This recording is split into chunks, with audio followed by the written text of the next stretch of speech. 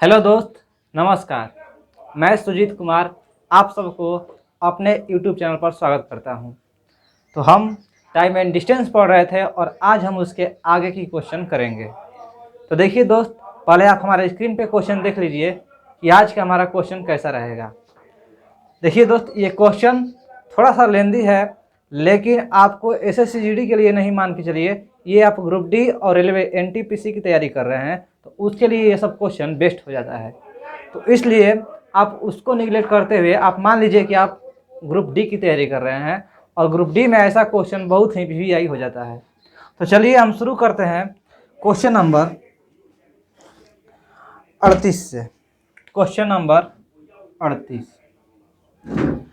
38 में बोला है कि एक व्यक्ति नाव से जलधारा के प्रवाह की विपरीत दिशा में 33 किलोमीटर की दूरी 3 घंटा में तय करता है और जलधारा के प्रवाह की दिशा में 100 किलोमीटर की दूरी 4 घंटे में तय करता है, तो उसे स्थिर जल में 36 किलोमीटर की दूरी तय करने में कितना समय लगेगा। और समय जो दिया है घंटा में निकालना है। तो मेरे भाई आपको हम ऐसा क्वेश्चन देखिए बता रहे हैं। ये हमारा हो गया धारा और इस पर एक नाव बह रहा है, इस पर एक नाव बह रहा है। तो देखिए धारा होता है और एक नाव होता है। यदि धारा ऐसे बहेगा, कहने का मतलब पानी ऐसे बहा होगा और नाव भी ऐसे बहा होगा, तो यहाँ पर जो चाल होता है दोस्त, ये चाल आपस में जुड़ जाता है, यानी कि x + y हो जाएगा। यानी कि नाव की चाल x मानते हैं और धारा की चाल y मानते हैं, तो दोनों का चाल क्या हो जाता है, जुड़ जाता है। आपको पीछे बताया है, क्योंकि मेरे भाई अगर धारा भी इधर बह रहा है और नाव भी इधर बह रहा है तो डेफिनेटली चाल तेज होगा, यानी कि दोनों का चाल जुड़ जाएगा। लेकिन जस्ट उसके अपोजिट अगर ये धारा है और यहाँ पर एक नाव है, अब की बार जो धारा है ये ऐसे बह रहा है और नाव ऐसे बह रहा है, यानी कि नाव धारा इस तरह से पानी बह रहा है और नाव ऐसे चल रहा है, तो यहाँ पर जो चाल होगा दोस्त वो घट जाता है, यानी कि नाव की चाल में से धारा की चाल घटा देते हैं, यानी कि x - y हो जाता है। ठीक है भाई, आपको समझ में आ गया। तो मेरे दोस्त इसमें बोला है कि नाव जलधारा के प्रवाह की विपरीत दिशा में, यानी कि जलधारा के प्रवाह की विपरीत दिशा में, यानी कि धारा ऐसे बह रहा है तो नाव ऐसे चल रहा है। तो बोला है कि 33 किलोमीटर की दूरी 3 घंटे में तय करता है, यानी कि दोस्त हम अगर चाल बराबर दूरी बटा समय निकालते हैं, दूरी बटा में समय, आप लोग ये फॉर्मूला जानते हैं, चाल बराबर दूरी बटा में समय। तो मेरे दोस्त ये कैसा चाल होगा, तो x - y होगा, क्योंकि जल धारा के विपरीत दिशा में। तो जल धारा के विपरीत दिशा करने का मतलब x - y हो गया, चाल हो गया ये वाला। और दूरी जो दे दिया है 33 किलोमीटर और कितना घंटा में, तो 3 घंटा में। हम इसको घटाएंगे तो ये हमारा आ जाएगा 11 किलोमीटर प्रति घंटा, यानी कि नाव माइनस धारा का चाल 11 किलोमीटर प्रति घंटा हो जाएगा। ठीक है दोस्त। अब दोस्तों उसके जस्ट बोला है कि और जल धारा के प्रवाह की दिशा में 100 किलोमीटर की दूरी 4 घंटे में तय करता है। जल धारा के प्रवाह की दिशा में मतलब जल भी इधर बहेगा और नाव भी इधर चलेगा। तो जब जल भी इधर चलेगा और नाव भी इधर चलेगा, तो यहाँ पर चाल हम क्या लेते हैं, x + y, x + y। अब की बार दूरी कितना तय कर रहा है, तो 100 किलोमीटर और कितना घंटा में, तो 4 घंटा में। ठीक है भाई, इसको जब हम घटाएंगे तो ये हमारा आ जाएगा 25। अब मेरे भाई यहाँ से हमको लगता है कि x और y का मान निकल जाएगा, क्योंकि y कैंसिल हो जाएगा और एगो x हो जाएगा 2x और 2x बराबर 25, 10 35 1 36, यानी कि x = 18। x = 18, दूसरे 18 मार्क में कटेगा तो x = 18। जब x = 18 आया तो y = कितना हो जाएगा दोस्त, यहाँ x + y के x का मान रखेंगे 18, तो y = 25 - 18 बराबर 9, यानी कि x = 18 और y = 9 आया। ये क्या है, तो एक नाव की चाल है और एक धारा की चाल है। ठीक है दोस्त, ये नाव की चाल है और ये धारा की चाल है। अब आपको बोला है कि शांत जल में मतलब स्थिर जल में 36 किलोमीटर की दूरी तय करने में कितना समय नाव लेगा। यानी कि इस बार जब दोस्त जो है ना, ये जो दोस्त यहाँ पर इस बार है, ये शांत जल है, यहाँ पर नाव चल रहा है शांत जल में। ना धारा का बहाव इधर है ना इधर है। तो शांत जल में बोल रहा है कि ये 36 किलोमीटर की दूरी तय करने में कितना समय लेगा। 36 किलोमीटर की दूरी, तो दूरी समय बराबर यहाँ दूरी पर चाल होगा, तो दूरी का जो मान दे दिया है 36 किलोमीटर, और चाल हम क्या लेंगे दोस्त, तो नाव, केवल नाव लेंगे, क्योंकि बोला है कि जल कैसा है, तो शांत है, मतलब जल का प्रवाह नहीं है। तो इसलिए 18 दूनी के 36 यानी कि 2 घंटा हमारा आ जाएगा फाइनल आंसर। 2 घंटा फाइनल आंसर हो जाएगा। ठीक है भाई, समझ में आ गया। चलिए अब आगे क्वेश्चन करते हैं। क्वेश्चन नंबर 39 में बोला है कि 2 ट्रेनें ए और बी क्रमशः स्टेशन एक्स और स्टेशन वाई से एक दूसरे की ओर आने के लिए साथ साथ चलना शुरू करती है। बी की चाल ए की चाल से 40% अधिक है और एक दूसरे को पार करने के बाद ए और बी वाई और एक्स स्टेशनों तक पहुंचने में क्रमशः 4.5 घंटे, 4.1/5 घंटे और x घंटे का समय लेती है, तो x का मान क्या होगा। देखिए भाई, आप लोग क्वेश्चन पढ़े, आपको क्वेश्चन समझ में नहीं आया, आइए हम आपको समझाते हैं क्वेश्चन क्या कर रहा है। देखिए, ये बोल रहा है, मान लीजिए यहाँ से यहाँ तक की दूरी है x। देखिए, यहाँ से यहाँ ये x स्टेशन है और ये y स्टेशन है, और A ट्रेन यहाँ से चला और B ट्रेन यहाँ से चला। ठीक है, आपको पहले हम क्वेश्चन समझा रहे हैं। ठीक है, ये हमारा क्वेश्चन नंबर 39 है।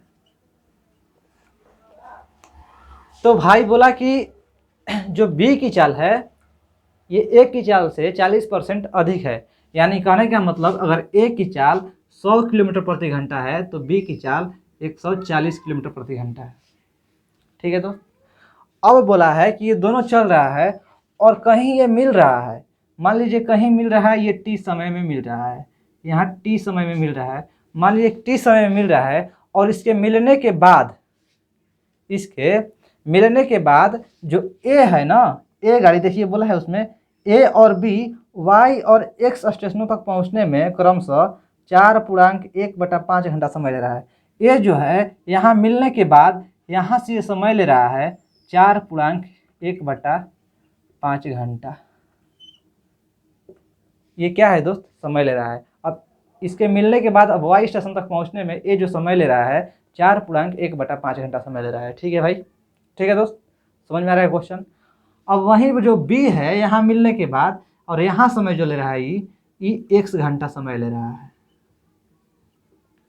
x घंटा समय ले रहा है।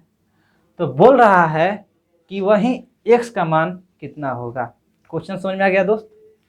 चलिए आप हम इसको 2 तरीका से हल करेंगे। पहले तो इसको शॉर्ट करते हैं, उसके बाद बेसिक करते हैं, क्योंकि हमारी प्रजाति ऐसी है कि हम शॉर्ट को ही ज़्यादा वैल्यू देते हैं। ठीक है, पहले शॉर्ट देखिए, अब उसके हम बाद बताएंगे कि शॉर्ट को हम कैसे कन्वर्ट किए हैं। कहने का मतलब शॉर्ट जो बनता है दोस्त वो बेसिक से ही शॉर्ट बनता है। तो पहले आप शॉर्ट देख लीजिए, उसके बाद हम बेसिक बना देंगे और बता देंगे कि हम शॉर्ट कहाँ बनाए थे। देखिए, यहाँ पर होता है formula speed of A ratio speed of B. कहने का मतलब ए की चाल बटा में बी की चाल बराबर टाइम ऑफ बी बटा में टाइम ऑफ ए, और ये जो हमारा होता है स्क्वायर रूट में होता है। ये हमारा फार्मूला हो गया। अब बोलेंगे कि सर एस ए क्या है और एस बी क्या है। तो जो एस ए होगा वो हमारा ए की चाल होगा और एस बी जो होगा स्पीड ऑफ बी करने का मतलब बी की चाल होगा। तो हम अभी माने हैं ए की चाल 100, तो इसलिए हम यहाँ पर 100 करेंगे। अब भागा एस बी कहने का मतलब 140, तो हम यहाँ पर 140 करेंगे। ठीक है दोस्त, और टाइम ऑफ बी कहने का मतलब समझिए, देखिए यहाँ मिलने के बाद ये कितना समय ले रहा है, तो x घंटा समय ले रहा है, यही हमारा टाइम ऑफ बी हो गया। और ये जो है हमारा टाइम ऑफ ए हो गया कि मिलने के बाद ए जो है वाई स्टेशन पर पहुंचने में कितना घंटा ले रहा है, तो 4.1/5 घंटा। तो इसलिए हम टी बी बराबर x करेंगे और टी ए बराबर 5 के 20 और 21/5, 21/5। तो हम 5 को 2 हटा कर यहाँ से ऊपर कर दे रहे हैं। ठीक है, आप समझ जाइएगा। अब क्या होगा दोस्त, 0 से 0 कैंसिल और 2 5 10 और 2 7 14, 5/7 बराबर x इंटू 5 बराबर में 21।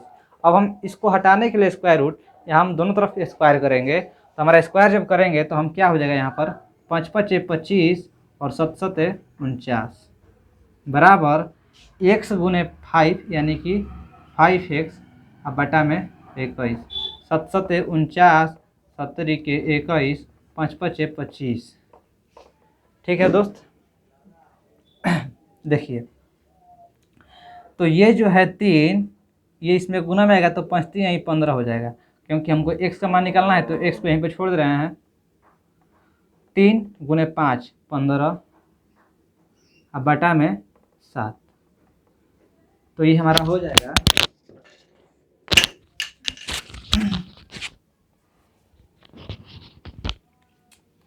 7। अब इसको जब हम बटा पके बटा पके करे तुरेंगे इसको, तो 7 दूनी के 14 और 1, तो 2.1/7 घंटा हमारा फाइनल आंसर हो जाएगा। 2.1/7 घंटा फाइनल आंसर हो जाएगा। ठीक है दोस्त, आपको समझ में आया। अब आइए हम इसको बेसिक से हल करते हैं, और बेसिक से कैसे हल करेंगे आपको हम अब ये समझाने जा रहे हैं। तो देखिए मेरे भाई,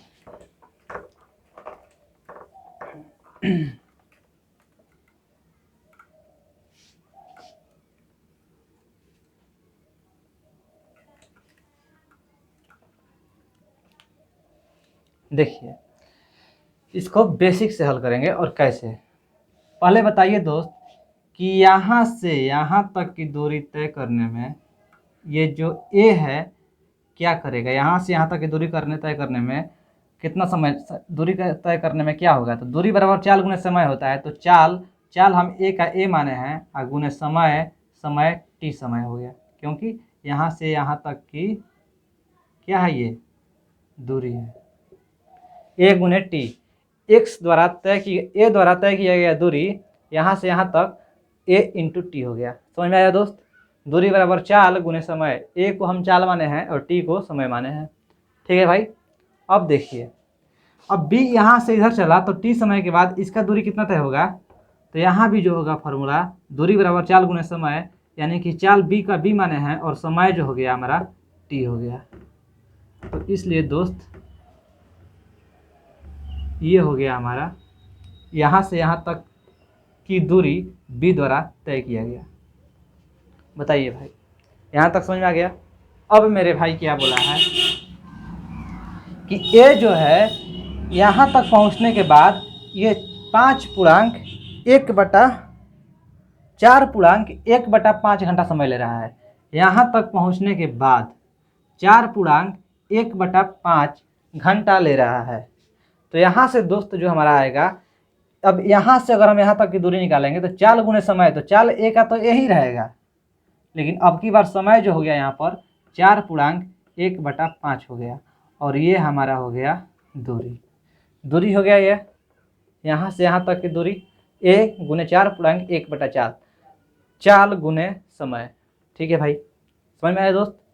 अब देखिए, अब जो b है यहाँ पहुँचने में कितना समय ले रहा है, x घंटा, यानी कि b का चाल अब यहाँ से यहाँ तक की दूरी कितना हो जाएगा दोस्त, तो चाल गुने समय, तो चाल तो हमारा b का b ही रहेगा और समय जो हो गया यहाँ से x घंटा हो गया। क्या मेरे भाई आपको समझ में आया, हमने क्या किया आपको समझ में आया। देखिए एक बार फिर से समझा देते हैं। a द्वारा तय किया गया दूरी t समय में, यहाँ से यहाँ तक की दूरी a गुने t, दूरी बराबर चाल गुने समय, लेकिन और वो जस्ट वैसे ही बोला है कि b द्वारा तय किया गया दूरी t समय में b इंटू टी। ठीक है, यहाँ तक b तय किया दूरी, फिर बोला है जो b है अब t समय के बाद x घंटे में इतना दूरी तय करेगा, क्योंकि इसको x डिस्टेंस तक पहुँचना है, और वैसा ही a को y स्टेशन पर पहुँचना है, तो a द्वारा तय की गई दूरी a गुने इतना घंटा चाल गुने समय। बताइए दोस्त क्या दिक्कत है। चूँकि दोस्त इसका दूरी और इसका दूरी बराबर है, तो हम कर सकते हैं कि a गुने टी बराबर b गुने x। यहाँ पर a क्या है भाई, तो a जो है हमारा ये स्पीड ऑफ a है, यानी कि a की चाल है, और b जो है यहाँ पर b की चाल है। तो ए टी बराबर बी एक्स, हम यहाँ से टी इक्वल टू कर सकते हैं बी एक्स बटा में A, T equal to B X बटा में ए। सिमिलरली बी टी, क्योंकि ये भी दूरी बराबर है और ये भी दूरी, दोनों क्या आ जाएगा, आपस में बराबर हो जाएगा। तो सिमिलरली बी गुने टी, बी टी बराबर ए गुने 5 के 20 और ए गुने 21 बटा में 5। ठीक है भाई। तो टी इक्वल टू 21 बटा में 5 गुने ए अब बटा में बी हो जाएगा।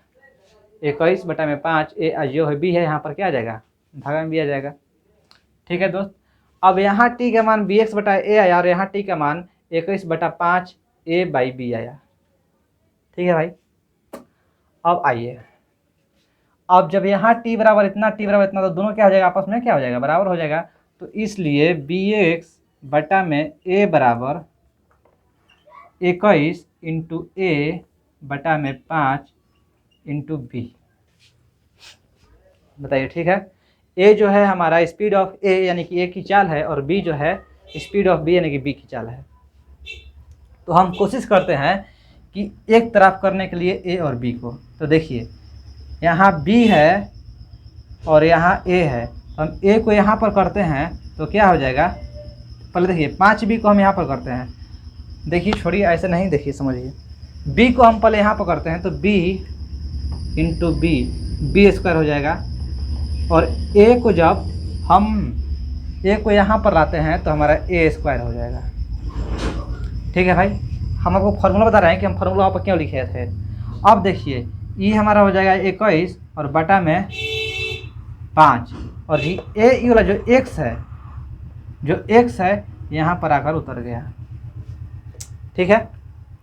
यहाँ से दोस्तों हम अगर स्क्वायर हटाएंगे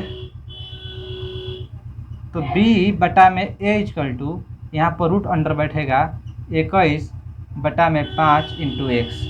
देखिए दोस्त हम ऐसा फार्मूला वहाँ पर लिखे थे कि a बाई बी बराबर T B time of b बटा में टाइम ऑफ ए किए थे कि नहीं। तो बस यही दोस्त फार्मूला जो है ऐसे ही बन के फार्मूला तैयार होता है। तो क्या होता है कि हम बोलते हैं कि ट्रिक है, फार्मूला है। अरे दोस्त बेसिक से ही फार्मूला या ट्रिक बनाया जा सकता है, बाकी कोई तरीका नहीं होता है। तो अब मेरे भाई ज़रा देखिए, चलिए आपको पता चला कि फार्मूला कहाँ से आया। अब आइए हल करते हैं इसको। बी स्क्वायर बटा में ए स्क्वायर, तो बी का दोस्त अगर हम देखिए बी स्क्वायर, बी का हम कितना हो जाएगा चाल 140 हो जाएगा क्योंकि 40% अधिक है, और ये हमारा हो जाएगा 100 का स्क्वायर हो जाएगा। क्या भाई, बी स्क्वायर बटा में ए स्क्वायर बराबर 21 बटा में 5 इंटू एक्स। ठीक है।